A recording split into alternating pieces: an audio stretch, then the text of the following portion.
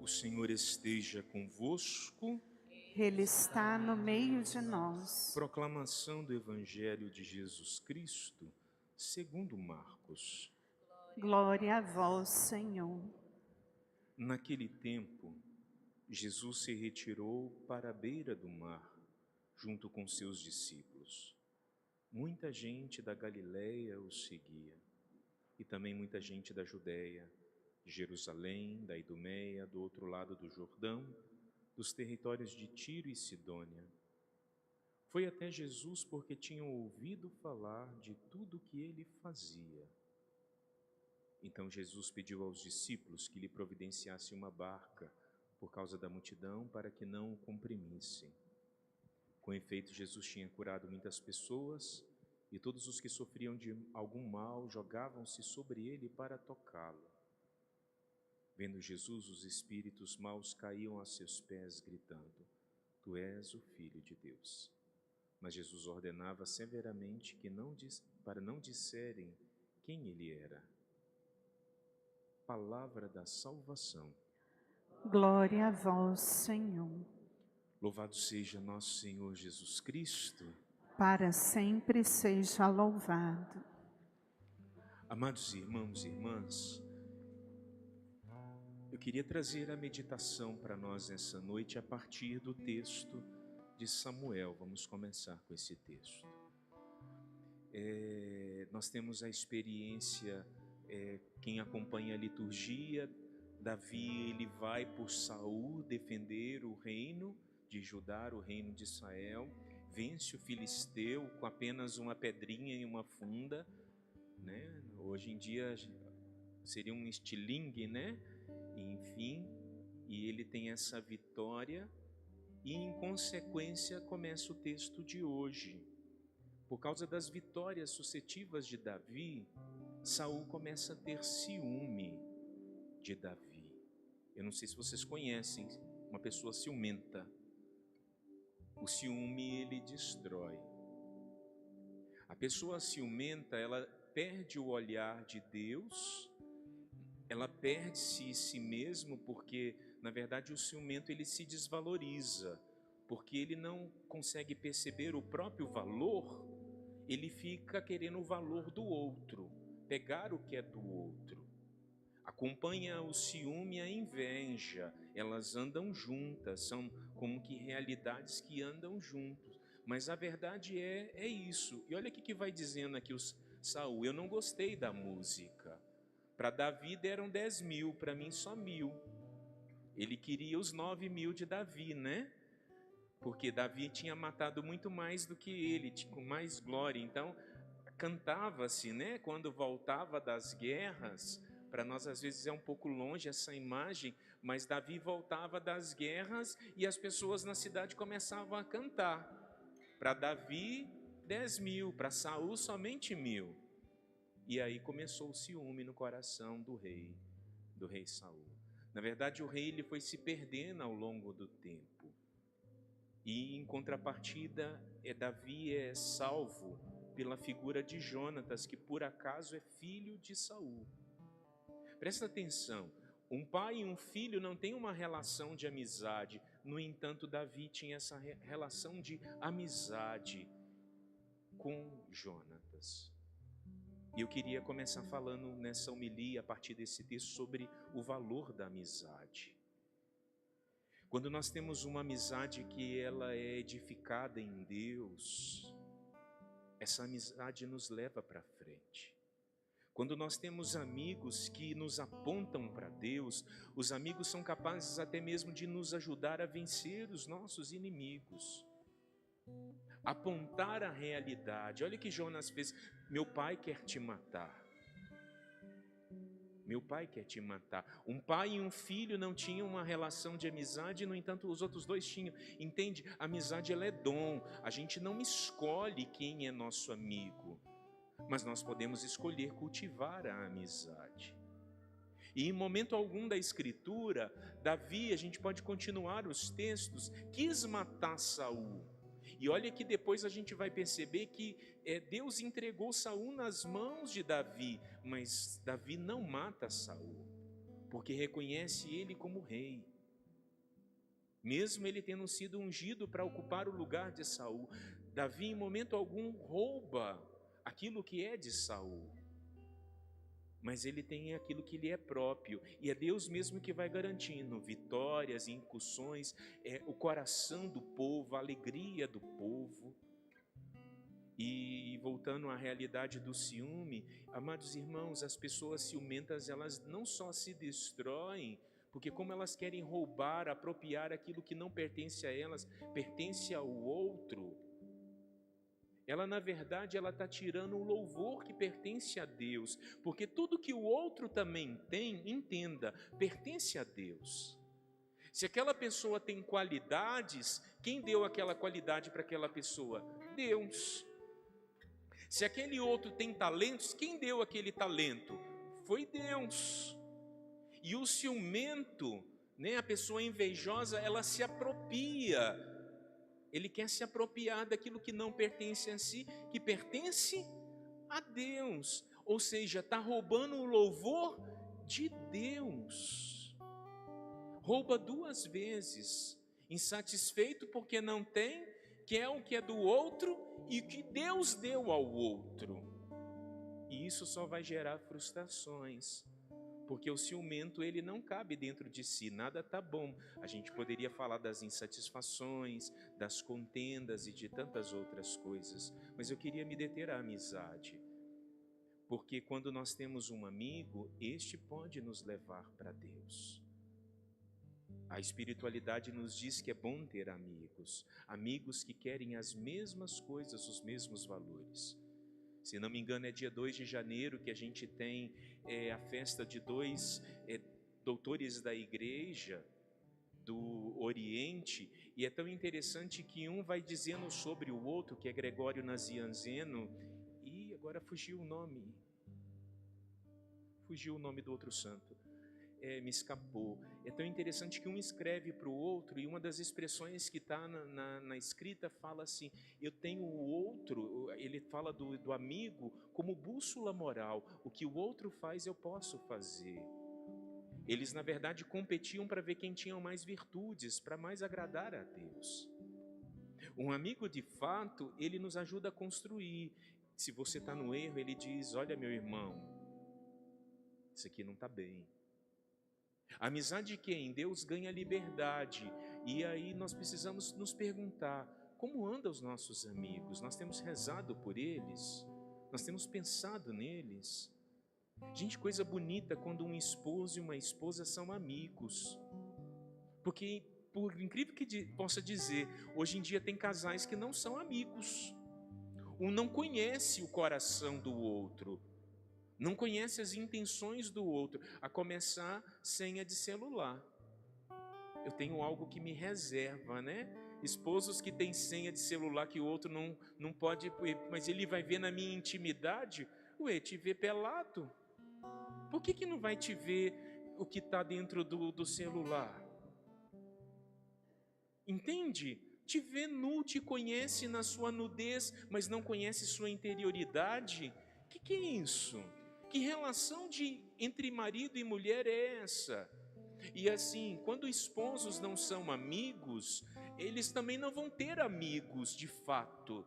Porque assim, é muito diferente, eu não estou falando amigo de bar, amigo de farra, amigo de pescaria, né? Tá aqui o Sidney que gosta da pescaria. Tem gente que tem amigo de pescaria, mas não é aquele que vai te levar e vai estar com você em todos os momentos da vida. São coisas muito distintas, né? A gente tem colegas, e colegas, a gente tem muitos que a gente vai herdando desde a escola, mas amigos são poucos, são poucos. Volto ao texto, Saul não era amigo de Jonas, do seu próprio filho. Como que um pai não pode ser amigo do seu filho? Pensemos nessa realidade. Eu não confio no meu pai, eu não sou capaz de dizer ao meu pai do meu coração. E se a amizade é dom, e é Deus que oferece, e ela passa pela reciprocidade, tá certo que um pai é um pai, e tem coisas que existe uma autoridade, mas existe o básico da confiança. Onde a gente pode dizer, meu pai é meu amigo, minha mãe é minha amiga, ela conhece, ela vai me ajudar a viver. E aí vem o amigo nos exorta. Nós estamos carentes de amigos que nos exortem, que nos digam que a gente não deve fazer isso ou fazer aquilo, e entender a vida, entender os limites do outro. Por que você disse isso? E resolver as coisas não se resolvem.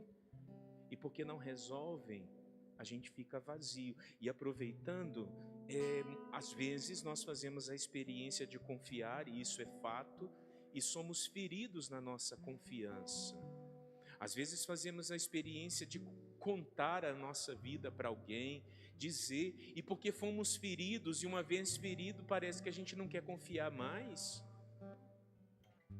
E a gente às vezes perde fé no humano, não é nem só em Deus, mas no humano, na pessoa humana. E tudo isso parte de feridas, de experiências que a gente tem negativas, que não podem pautar a nossa vida. E vamos entrar no Evangelho, pensemos juntos. Jesus pede um barco porque a multidão vai o comprimir, ele quer falar. Aquela multidão era amiga de Jesus? Era amiga de Jesus? Era? Por que eles estavam ali? Com interesse. No primeiro momento era o interesse. Interesse porque queriam ser curados os doentes. Quem tinha demônio queria ser liberto. Era interesse. De Jesus era gratuito. Tanto é que ele gasta tempo ali. Ele vai para a barca, do mar ele começa a falar, a gente pode imaginar, a multidão está ali, Jesus é o primeiro a usar microfone, né? Ele aproveita o vento que vem do mar para difundir a voz dele, e aí ele prega. Mas nem todos ali eram amigos de Jesus. E vamos pensar, no grupo seleto de 12, ele ainda foi traído? Ele escolheu 12 para caminhar com ele, para ter uma amizade com ele. E o que acontece? Ele é traído. E aí deixa eu te dizer para você, se Jesus, que é Jesus, foi traído, você não vai ser? Se Jesus, que é Jesus, teve amigos que ele escolheu e se decepcionou, você não vai se decepcionar? O que te faz melhor do que Jesus? Nada. Então a gente precisa se preparar para as decepções. Mas Jesus parou na decepção? Não. Ele foi traído, crucificado, ele ressuscitou. E o que ele diz? Vai para Jerusalém, vai para Galileia, eu quero me encontrar com vocês lá. E ele fica com os discípulos até o último instante, antes de subir para o céu. Mesmo tendo sido decepcionado por alguém do grupo, ele não mediu a sua vida ou todo o seu ministério porque ele foi traído por um. Ele pegou os outros 11 e continuou confiando. E ele confiou à igreja. Hoje, quando nosso Senhor me inspirava, de fato, desde cedo, eu estou sendo amado pelos meus irmãos em casa, né? Celebrando o dom da minha vida. E eu fui para a minha oração pessoal pensando essas coisas. Porque boa coisa é você ter amigos. Amigos que te dizem quando você precisa, olha, isso aqui não está bom. Amigos que carregam seus fardos com você, que choram com você. E amizade é dom, a gente conquista. Na comunidade, nosso estatuto vai dizer que a nossa fraternidade ela é construída com choro, com lágrimas, com experiências. E a gente assume, o nosso estatuto diz assim, o risco, a aventura de decepcionar, de confiar. Nós escolhemos viver essa vida, para viver uma vida fraterna, e não tem sentido ter uma vida fraterna se não tem amizade. É lógico que amizade não é só questão de afinidade. Afinidade a gente tem com alguns, Mas eu posso também correr o risco de tornar o meu amor seletivo. Não, então esse é meu amigo, esse é meu amigo, esse é meu amigo. Eu escolho para o meu grupo. Não. Quando a gente tem uma verdadeira amizade, a gente vai incluindo as pessoas. Não quer dizer que eu tenho que sair contando a minha vida e confiando a minha vida para todo mundo. Entendam, não é isso que eu estou dizendo. Mas eu posso fazer a experiência de confiar, sim. E se eu for decepcionado, a gente se une a Jesus, porque Ele foi traído. E sabe essas traições que estão te vindo à memória aí? Porque eu estou pregando e eu sei que o Senhor está te trazendo à memória. Pronto, coloca ela na paixão de nosso Senhor. Lembra da quinta-feira santa. Ele foi traído. Ele foi traído. E ali você pode reconciliar. Usa da palavra para reconciliar. Por quê? Porque senão a gente não vai fazer a experiência da confiança. A gente vai ser só igual multidão. Eu vou a Jesus porque eu quero ser curado. Eu vou a Jesus porque eu quero ser liberto. Eu vou a Jesus porque eu quero alguma coisa. Se não me engano, a palavra diz que eles iam a Jesus por causa daquilo que Jesus fazia. Não por quem Jesus era. E meu irmão, minha irmã, se você está aqui nessa quinta-feira, você está aqui porque você quer ir a Jesus por causa daquilo que Ele é, não por aquilo que Ele faz. Eu vou fazer só uma comparação, me entendam, não me levem a mal, mas nas quintas-feiras de cerco isso aqui fica lotado.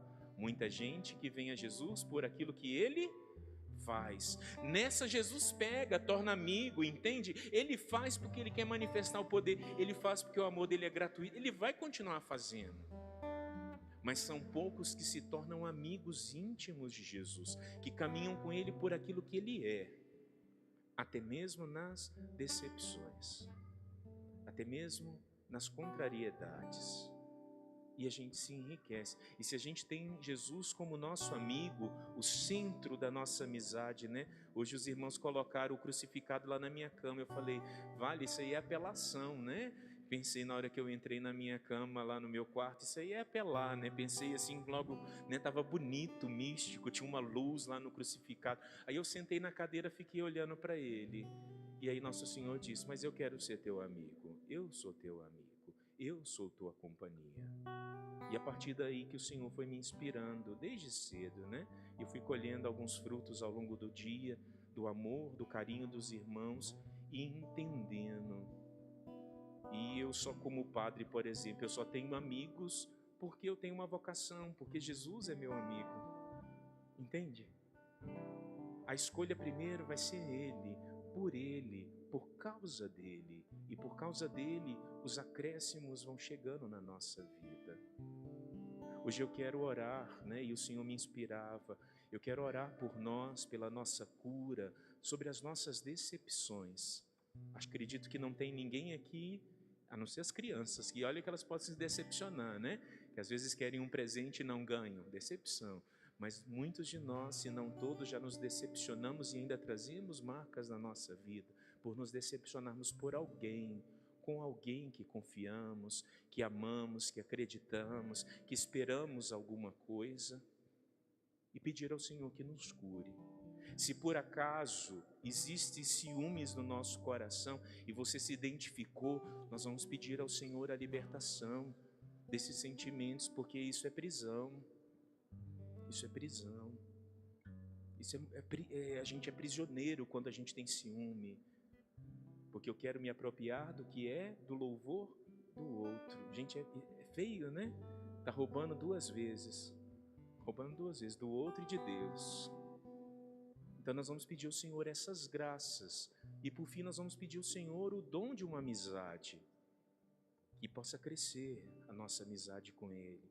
E a partir daí, irmãos, quanto o Senhor pode fazer e quer fazer a nossa vida, se Ele vai curar nossas histórias, nossas feridas, se Ele vai realizar milagres, quem sabe a partir da confiança Ele vai restaurar a sua enfermidade, porque eu acredito que existem enfermidades no nosso corpo e na nossa alma que estão alojadas em nós por causa do nosso passado e da nossa dor.